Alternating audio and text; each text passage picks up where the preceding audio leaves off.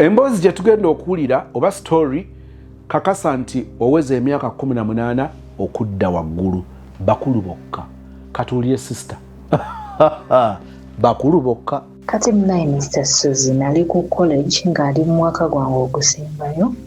Bingi nti mu mwaka ogusembayo nga mwe muli ntaani ate nga entaani mwegikolera like wokolera entaani wali kumpi ne college.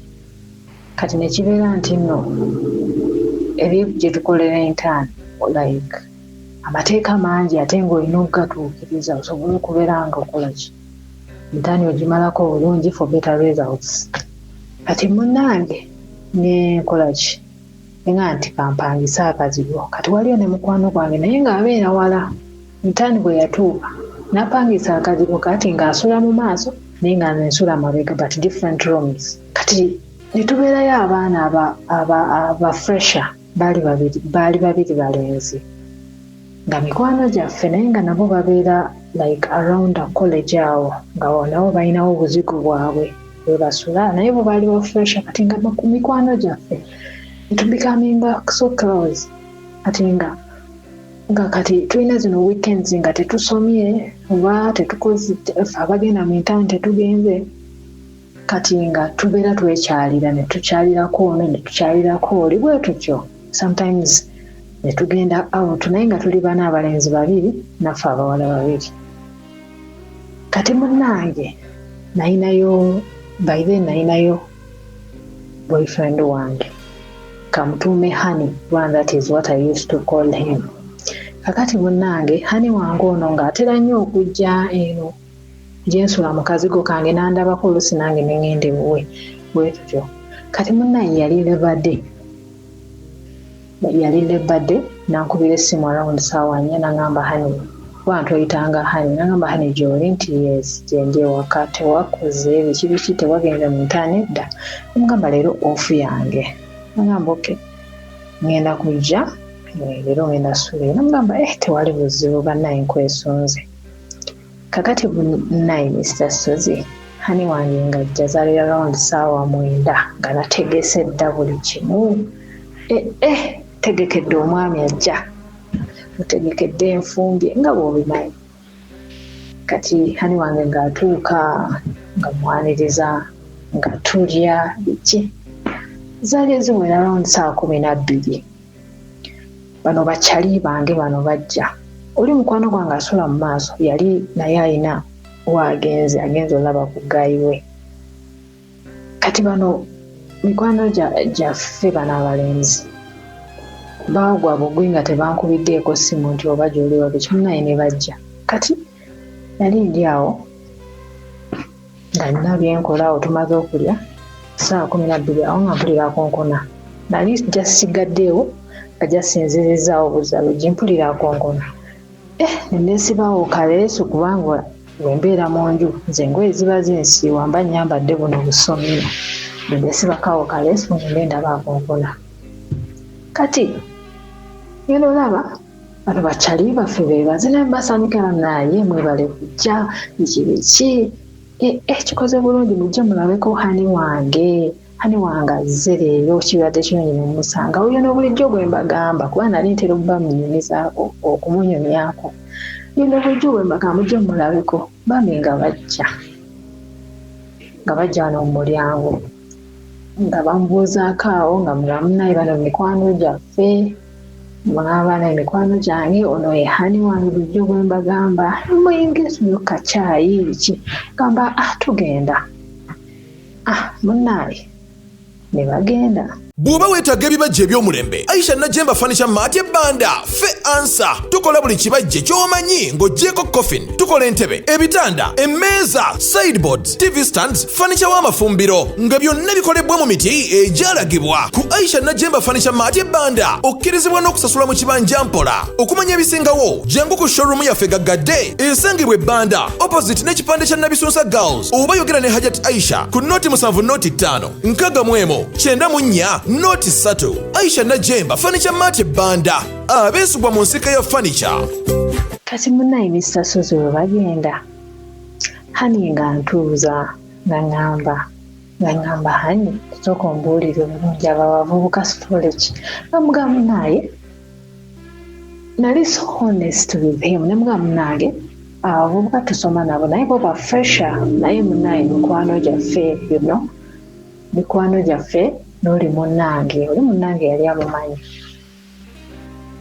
kati bwe tutyo tubeera bajja ne bakyalirako oluusi naffe ne tugenda ne twesitula ne tugenda tubakyalirako like ne tugendako ne sometimes out ki ne tulya ku ice cream aŋŋamba gagamba okay naŋŋamba kakati saagala onnimbe abo abavubuka omuwo oli mukwano gwo nga mugamba biki byogera naawe nga zivaako bubi nnyo ng'akakasa nti omu wange omulala woli nga zivaako ng'ayomba ng'akaaba nga we mukiitinga nga we muliddemu olukwe nga we mutali mu mativu nekyampa ki ng'ayomba ng'akaaba nga naye kati we nalaba nga alina obusungu bungi nesalawo nensirika nga sirina kyemunyiga kati bwe yakkakkana nengezaako okumunyinya namugamba edda just mikwano gyaffe bannaye misasozi neewozaako nga njagala mukakase at least akakkane aleme kukitwala nti oba ki mukiitinga neneewozaako nempulirawo obusungu kubanga nga nange netandika okukaaba ffenna ne tukaaba naye ng'awoza kimu mulidde muki olukwe mukiitinze na olwamalaawo nga neetonze ebiweddeyo nkaabye ebiweddeyo tewali kyakuza tuyingidde mu ssaawa wazindaba 3 tuli awo tuli mu kooti naye nga tewali akkiriza kya munne wezawera ssaawa 3 nenkola ki nga nze kangende naabe ndowooza twebake ate tunaakola ki nengenda munnaye emisasozi nengenda nenaaba kubanga ebinaabiro byali wabweru ne toilets omanyi buno obuzigo wandoomu kati munnange nengenda nenaaba wenakomawo naye nemugamba nkuteeteyo amazzi genda naawe onaabe nagenda okunaaba kati munnaye emisasozi omwami we yagenda okunaaba waliwo kyali wange awo nga mukubira nga mulaga nina emergency nga mumunyumiza byonna ebibaddewo nga mugamba naye mpa ku magezi nkoze ntya kubanga omwami ekituufu kiri nti anyiize era relationship we neyinza okukoma wano ngamba ekikkakanya omusajja yenna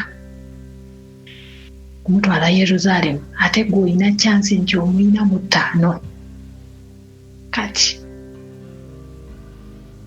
olina okuleeta bu Ashawo style omutwala e Yeruzalemu munaagenda okuva e Yeruzalemu nga case close nemugamba Ashawo style yeriwa maaba ng'agamba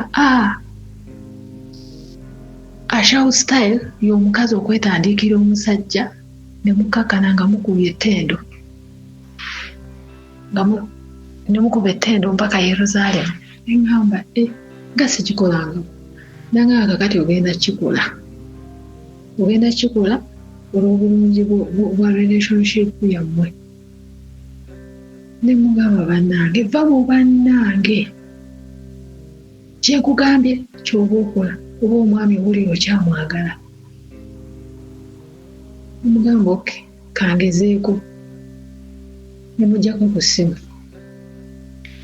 speed awo nesaabya ekizigo omubiri gwonna kivasirini nkyekubyawo omubiri gushanana buli omu yenna ajja kuduuka akugamba blankets zaaddiba leero njagala balaga nti blankets tezaaddiba blanket kyekintu kyotwala n'obeera nakyo emyaka 10 n'okusoba n'okoowa n'okigaba n'abazzukulu ne bakikozesa kasita oba oguze original blanket original tunula ku blankets zino bwesiti blankets zino ogikozesa emyaka n'emyaka esigala ng'eringa bweri wano ku Masis Quality Beddings osangako blankets eziri original banange tuyina blankets ennungi ate wano ku Masses Quality Beddings tubeera ne blankets zonna n'ebbeeyi zonna ne qualities zonna.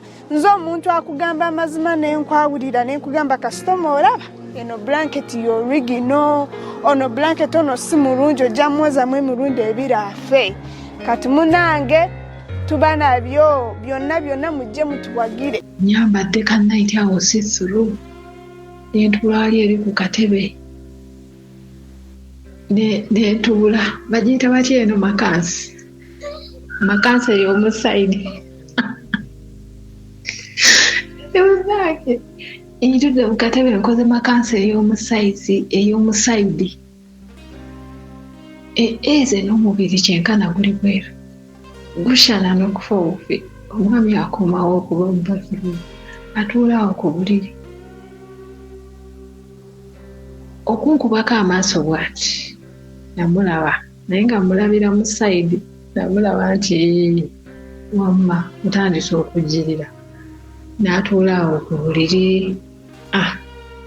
Watuula ku buliri ngeno ka music kwe kali kakooka wamma erangeera embeera eriwo gyenjagala oteekawo egendera obuyimba bwebugenderako. Ate munaye olaba nti amaze okukakkana bulungi neva gye nali ntudde wamma ng'obuyimba bwa siro nga nange nze gyalinga ndi mu siro okitegeera. Kati munaye nga mutuukako nga muzinirazinirako awo mwamala nga mutuulako biki nga era nkyetonda mugamu naye nsonyiwa biki njogeramu awo 2-3 nga ntandika omukolako praise and worship.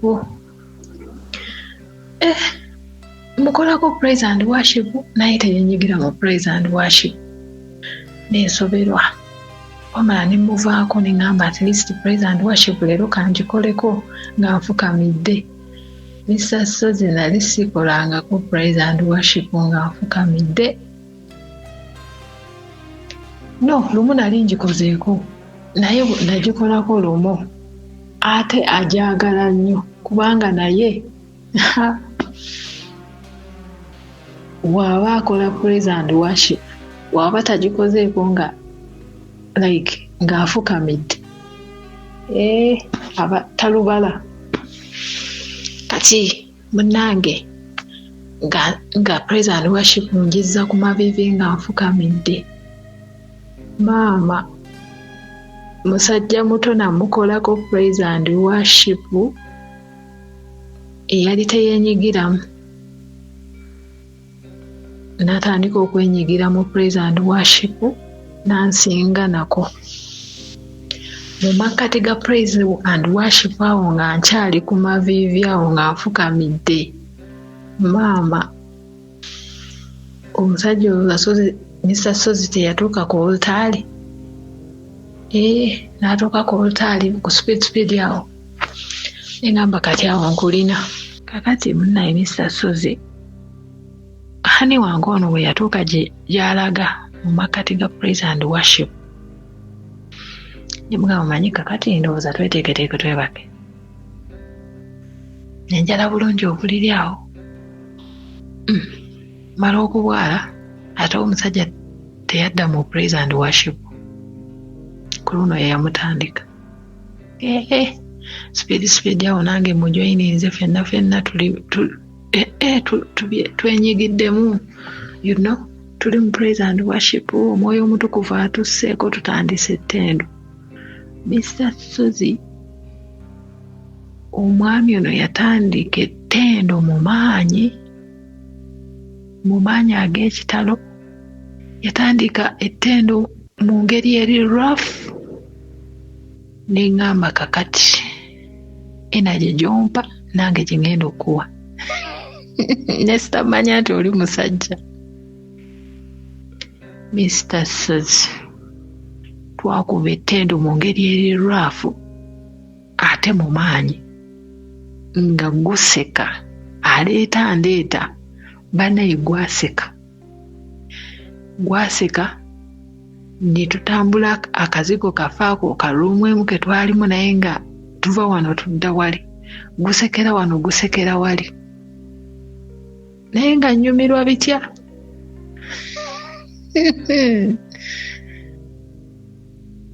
kakati twamala essaawa emu nempulira nga amaanyi gampedde kyokka ye nga musajja nga talina yadde yadde we yatuuseeko nti oba anaatera otuuka naye ng'ate nze ntuuse nga n'amaanyi gampedde. Eyo essaawa we yaggwako n'aŋŋamba kakati tonnaba katandika butandisi kozi obadde weepika nti nawe olina amaanyi kakati era ag'amaanyi nkyageetaaga ndagaako nti oli w'amaanyi. Leero njagala oyawule omusajja mu basajja. Njagala otegeere nti obwo obuvubuka obwo bwe muyita mikwano gyammwe obwo ti tebulina makulu, tebulina kye bunsinga. Sipiidi awo guzeemu okuseka. Mr. Sozi gwaseka. Nentuuka ekiseera nga mpulira sikyalina na breath ebeerawo mbuno ekola ki like eyimba luyimba lwa ggwanga nga mpulira sikyalina maanyi naye nga guseka mu maanyi ag'ekitalo naye nga nze sirina maanyi naye nga yagage wengali wabula guseka ŋŋamba leero njagala oyawula abasajja mu basajja kwegamba gusekera mu complaini kati nze nga wemba nfunyemuko akoogera ŋŋamba I'm sorry nsonyiwa naye nga guseka kati munaaye nenkola ki netandika okulanga obulumi bumpitiriddeko ne mwesikako mbuno ngende nzigulewo oluggi. Katono nnyo omwagala tukyagenda mu maaso naye nga bwe nkutegeezaako ku bannaffe aba Dembelyo Airport Pickup ova bweru okomawo Kyaddondo tewandyagadde kutuukira mu famire y'obutereevu 1 tujja kukola ogw'okunona ku kisaawe Dembelyo Airport Pickup tujja kunona ku kisaawe tujja kutegekerawo okusula obeere safe mu kifo nga ddala kyekyo ekikuleetera okuwummula oluvannyuma lw'olugendo oluwanvu oluvannyuma lw'okuleppoka here and there n'ogamba njagala mpumuleko then male zisinkane projects n'ebindeese e Uganda mu butongole. Dembelyo Airport Pickup ejja kubanga ebimala. Madam Nancha Beatrice ayongera okutegeeza ku bufo buno obusufu bwenzikiriza nti obwetaaga. Atlanta baffe balungi ennyumba yiyo mpya gwagisookamu eri ku bugazi bwa 50 by 100 erina master bedroom eri self-contained erina n'ebisenge birala 2 byebisobola okukola ng'ebyabaana oba ekimu ne kiba kyaba n'ekyabagenyi. Toyi ziri 2 ez'omunda mulimu effumbiro dining ne sitting. Yes puloba so inbox me oba munkubireko mwenna ajagala. Nyumba nnungi nnyo mpya ate gwagisookamu. Tubuuza video y'ebujuuko mulooza mulaba estate y'ebujuuko ettaka likyali ddene naye bali kutwala plot speed olwayo tugenda kufuna plot. Ndowooza neighborhood ogiraba vyo giraba olaba amayumba agali wano olaba enkulaakulana eri wano kumpi nnyo n'ekkubo toweza kilomita 2 eri kilomita 1 n'ekitundu okutuuka ku estate. Nenkola ki netandika okulanga obulumi bumpitiriddeko ne mwesikako mbuno ngende nzigulewo oluggi. Najja nampaka nasikako n'ebisumuluzo nga sinaba kugulawo. Ebisumuluzo nabijjamu nabikasuka eri. Nankwata nanyigira wansi kubanga kati awo nali ntandise okulwana naye like nga mwesikako nga ntandise okuwalira. Nangamba saagala owalire. Nze sikuba bakazi. Omukazi yenna wanyiiza. Kino kitwale nti this is my style of punishing you. Yankwata n'anteeka wansi neguddamu neguseka. Naye nga mugamba kimu nsonyiwa sijja kuddamu nsonyiwa naye nga wa gwasekera wansi awo okumala eddakiika eziwera. Nentuuka nempulira nga guno omugongo we neebakidde nga nuubuse. Nemugamba onuubula bannange naye ngolooza ayina wagira mbuno oba kiggwe nga gukyaseka. Bwe natuuka nabanga apoozinzemu bw'ati ne mwesikako ne nfukamira wansi ne mwegayirira ne mugamba nsonyiwa oba bw'oti bw'obonereza omukazi yenna ng'akunyiizizza nsonyiwa ombonereza kimala nsonyiwa ne mulaajanira ekiteesozi ng'omusajja asalikako omusale ng'awuliriza. Jjukira nali katini ne kati onkwata zenna. Jjukira ye yali musajja like nga muwanvu wa kiwawo kati nga wankwata bw'ati wanywerezereza weewo nga tasalikako omusale. Naddamu nankwata n'agamba nedda. Ekibonerezo kyange tekinaba kuggwaayo. Nankwata ne guddamu ne guseka. Naye nga mpulira ninga aliraanye eno wansi ninga ali ku sigiri. Nga n'ebyokunyumirwa nabivuddeko dda kati alinga akosa mu bbwa. Munnange ankutte ku ttaawo guzeemu gusese. Bwe guddamu ne guseka Mr. Suzi nekola ki naliwo nga ye alaga nti nno emirimu gye gigenda mu maaso nembeera nga sikyavaamu ddoboozi sikyawuuna wabula nga ndi awo nga ndi paralyzed nagetinga paralyzed. Wengetinga paralyzed nakinotisinga bwakinotisinga nakola ki speed awo oba I don't know oba yakikola atya speed awo ne gusekamu awo like for some minutes awo lwamala nakola ki natuuka kooltale nanvaako. Naye bwanvaako nembeera nga nkyali awo ndi ninga robot ndi awo mpozinze in one place like this naatya. Uyo ankutte ansitudde antadde ku buliri awo anyenyeza naye nga ndi paralyzed. Munnaaye nambika awo wambika nentuuka ekiseera nenzira omubiri ne gugenda nga guddawo mpola. Kati munnaaye omubiri we gwaddawo awo ne twebaka kazenda next day twafunamu akaseera ne tukola ki ne twogera ku kyabaddewo.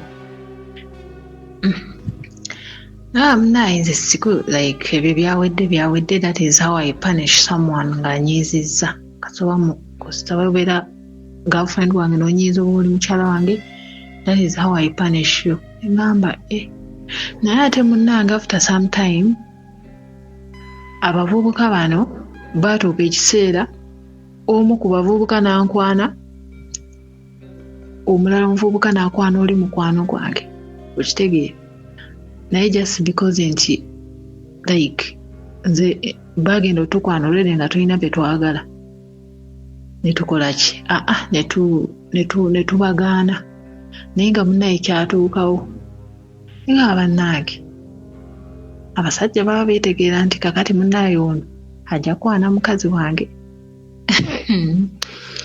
Kye kiboozi kyange munnaye Mr. Suzi. Nange maama ali yeeteeka olwadde nkutumiddeko n'omumbejja nabadda. Munnange omumbejja w'ettoola oli otya mukwano? Oli otya? Maama Rose Mukama akunkuumire. Myaka giyiseewo kakati mmwe mumanyi ne muwulya bano abasajja ababonereza abakyala baabwe oba ababonereza aba girlfriend baabwe sexually. Ebintu bino ddala gyebiri. Naye njagala mbanyumizeeko ekisembayo briefly ku mwana ow'obuwala ate yabonereza omusajja. V kamuyite V mbuloza nti sikyogerangako wano abaana bebajja ne sozi kati nga bwe ndi sozi ngenda kweyita S kakati n'oli tugenda kumuyita V kubanga erinnya lye lisookezaako leeta V kyali wange oyo banga gwanvu tumanyi olebaddeko ne mukwano gwo nga musobola okumala emyaka 2 nga temweraba nga temwewuliza naye ng'asobola okuba ng'amanyi buli kimu ekikugendako ekikulu nina mukwano gwange oyo ye engeri gy'amanya nti ndi bulungi oba siri bulungi ajja n'acekinga Facebook page yange n'agenda ku Instagram n'agenda ku X n'ajja ku status zange n'agenda ku TikTok n'agenda ku alternative show n'ajja ku Lusozi Mo kati siteka nti buli kaseera ajja naye ayina engeri ye gy'ajja n'acekinga n'abeera updated tugenda okusisinkana bannange nga tukuba oluboozi nga mujjukira kino nekyo badde okimanyi nti nkutidde naga kati olaba gwe Katonda concert konze wali omugwe Katonda concert najja essimu n'akulaga ebifaananyi naga gwofunanga ekizibu ekikutuusa awabi ojja kutulaba konze nga nyumiza kyeyakola omulenzi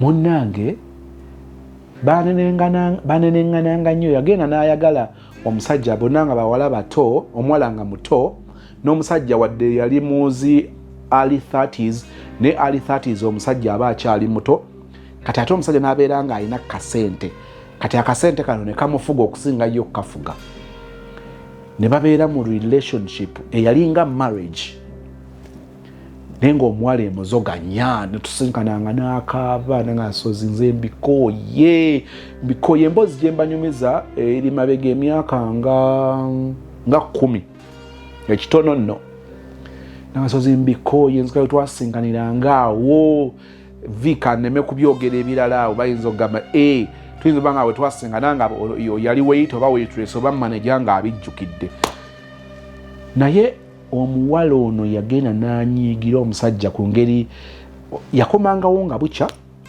ennaku ezimu nga tadda amasimu ne gavaako kati ono nga bwe yakomangawo ono n'agenda neyeemakulira mu ssimu n'agamba nti omusajja nagamba nti kaŋŋume nga nsanzeemu omuwala omu n'agamba sozi n'ogenda mu ssimu in a period of 1 month zennaku nga 3 ng'omusajja ono yeebase n'abawala abatakka wansi wa 10 ngane naawe olimba naga ate twogerere ebiriwala najja essimu naga kati eno conversation olaba bwekulaga nti ono yeebase naye olaba conversation eno bwekulaga nti ono yali amusabako wano omuwala n'abanga agaana wano nakkiriza wano ne basinkana wano ng'avuddeyo ngamba amazima nanga kati njala gwe otandika okubala nobala n'agamba naye nja kimukola kale nga oba agenda kumwesasula ngamba nevi munange tokole ebyo gwenza ogendayo lumu n'otomera ate jja kusinga kuluma gwe tojja kubeera ng'ogamba era kale era nange kale nafunye ekiwejjowejjo era munange gwe osinga okuluma ng'asozi olima ne nga please kimu ku byasinga okwenyumiririza mu bulamu obwo kyekigambo ekyo kyatwala n'agamba nti ate ye ali proud nti byonna oli byeyakola ono teyabikola kuga tewaaliwo equalizer kati waaliwo omusiru n'omugezi onakkiriza nti yali omugezi n'agamba mujooze ku ekyo ate nga twayawukana ne bazaala abaana aba naye ng'agamba omusajja ono ayaaya n'okufuna kugamba okukwata obukwasi ku kagoye kange nga takyalina lukusa tusisinkana ku viddi nga nina omusajja wange ono eyantegeera ne ndyoka nsika empewuwo tuddeyo ku kiri munnange tusisinkana ne vyawo mu kibuga kifo kirungi kyakitiibwa bwavu bwe buntawanya n'enjagala ebifo ebirungi kuva dda wakiri ngendayo olumulundi gumu mu mwezi kasozi lwaki totutuusa ku mboozi wabula tomanyiira eno emboozi yange si yiyo saagala nfugibwa embeera ya Uganda eyefuga bina biki naawe ojja onfugire wano oyina omukisa okunyiga next oba okuforwardinga n'okugenda n'okola ebirala eno emboozi yange n'olwekyo siya munnange nga tusisinkana nga vyaŋŋamba nakimukoze munno koze ki omanyi kye yakola omuwala yagenda ne yeetegeka ne yeekolako emikolo gye sijja kwogera wano ojja kujja mu inbox kasito toba Remi oba Janati nja kunyumiza ne mama Sebutinda mama Sebutinda nawe tojja sijja kubuulira naŋŋamba neekolako emikolo ne mwetegekera ne mugamba nti ozunga sozi muto omutwala eggulu n'omutwala embaale n'omuzunziza eno kati sozi muto njagala mukakkanye ekimuwujja naye ebyo abyogera mu mutima gwe tabigamba ye mukwano omulenzi ng'agenda akomawo bw'akomawo omuwala ng'alaga nti muyala muyonta bannange sutati omulungi munnange ndi bubi obudda gwe mulindwa kakati munnange kati ate omusajja yalina okulaga nti gy'ava tali ku mukkuto n'okuteekawo embeera ate omuntu wamumanyi wamukwata mukwano ono yali mulala omuwala yavuga omulenzi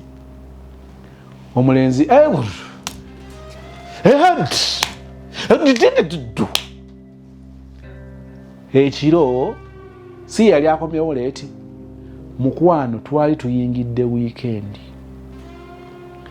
omuwala n'akolanga gwakumuwa byakunywa byakulya fruits yamuvuga wiikendi omuwala yakyetegekera ne yeekolako emikolo egyo bw'oba ogyagala gye bayita emikolo gyangu mu inbox nkubuulira emikolo kyegyo nedda ate awo saagala mama munatandika okuntwala ku nsiko okubanogeranga eddagala nze temummanyiira munnange omuwala yavuga omulenzi yakooya oli mbuuza nti atya ennaku 2 ezaddako nga tuvudde mu wiikendi omusajja teyakola gamba nti teyakola ate nga bamukozesa waligambye nti yali boosi we nga bamukozesa teyakola nga talina maanyi ojja kuŋŋamba nti viiwo yakikolanga atya okubanga munnange emmotoka service buli kaseera kubanga emmotoka osobola ogikola service olwaleero n'ogivuga kilomita ennyingi service oyiro naaba nga yeetaaga kukyusa mukwano gwange ekyo nkugambye nti bw'oba oyagala nnyo nga mwoyo nanga ndiko nnyo ojja kujja mu inbox nkubuulire yakikola atya kubanga eddagala yalimpa omusajja ennaku 2 nga takola omusajja omwezi mulambo ogwaddako kubanga nalinga njagala olugambo olwo nga ndulinamu interest nga ngamba video nangamba mukwano kankukubire akafaananyi nanga waali akomyewo ennaku ezaddako okukunuukiriza mu mwezi omusajja yakomangawo nga bukyali kwegamba nga bwe kuba kulya mmere nga onogamba nti akaana anti mululu gwe gukwenjeza nova wano n'ogenda olonderera obugwana n'obutagwana kati omuwumbo guguno omukkuta omusajja gwe yaliko njala kwesa ekigambo ekinenemuuko yalinga asigalidde kupiiya bupiiya ate ekyo ekigambo kinene sikipya nnyo wano ng'apiiya bupiiya ndowooza alabanga ku mumama nga agasaagala gasiya buloolo ng'akyalinamu yadde oluyingo nga talulina ani yakimukola omwana ow'obuwala mbabuulire eri emboozi mbadde neewunya bwewuunya lwaki mbadde sijemyanga ndowooza mbadde ninda relevance na buli lwe tufunye omukisa okwogera nevinga nga nkubulire byonna ndibyerabira n'ekiwakola omusajja sirikyerabira yali mwana alinamuko omusaayi eyagenda n'atabulamu ogwa wano mu masekkati n'agenda agattamuko ogw'erwanda kati ogw'erwanda ne gubeera mungi mooko kati n'agenda agattamuko ogw'ekinyankole emboozi ya vi lwaki temunzikiriza nengikomya wano kazi mbadde ku kyekigendera kyange kibadde ki ebibaawo abantu babaayo abantu naye nze nyinza ofukamira nenkulagamba nkulabidde abanzaala nenkubira ku maama naalo nebanga tugende mu kusaba kubanga eno kyendiko Mungu yekka yamanyi kaakati munnange nze nga ndi kawadi sikubira muzaala nti maama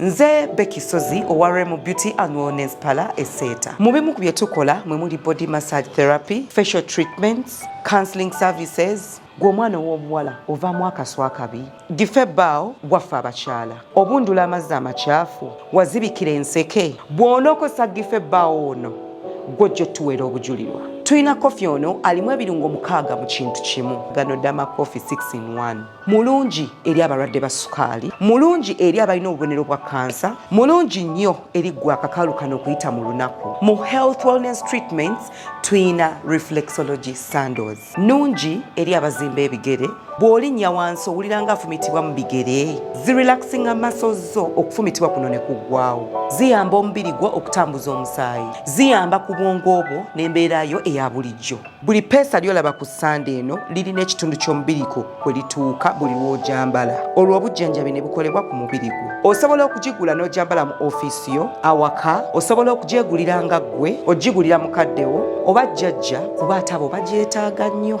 Okumanya ebisingawo ku bino byonna, kolagana ne Remo Beauty and Wellness Parlour Esseeta ku nnamba ezo eziri ku screen yo for direct calls and WhatsApp.